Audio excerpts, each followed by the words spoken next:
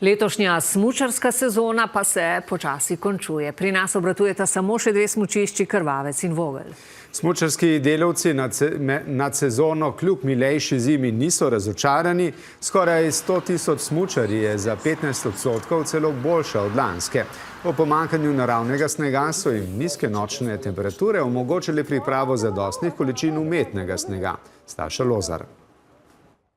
Le še takšne bele pomrznjene zaplate spominjajo v Kranjski Gori na smučarske dni. Tukaj v Kranjski Gori so se smučarji po belih strminah lahko nazadnje pognali 9. marca, nekoliko dlje pa so lahko smučali v Podkorenu do minulega petka. 104 smučarske dneve so uspeli stržiti od letošnje zime, obisk pa boljši kot sezono prej. V lanski sezoni je smučišče Kranjska Gora obiskalo približno 120 tisoč smučarjev, no v letošnji sezoni se je ta trend nekoliko izboljšal.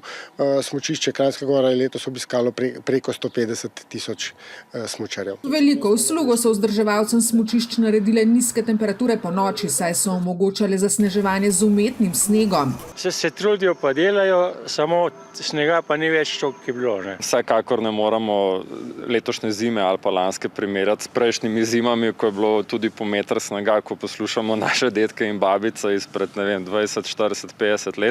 Časi se spreminjajo, ampak vseeno so zime definitivno pomembne, ostajajo pomembne za razvoj turizma. Res najbrž smučanje je najbolj razširjeno, ampak je tudi sprehodi, s krpljami, polsankanje. Med gosti še vedno največ domačih, slovenskih 35%, sledijo hrvaški, srbski, italijanski. Opažamo, da isti gosti prihajajo večkrat na leto, mogoče malo krajše obdobje, ampak prihajajo. Tudi drugod po Sloveniji nad sezono niso razočarani. Bila je 15% boljša kot lani, saj po podatkih, ki jih imamo do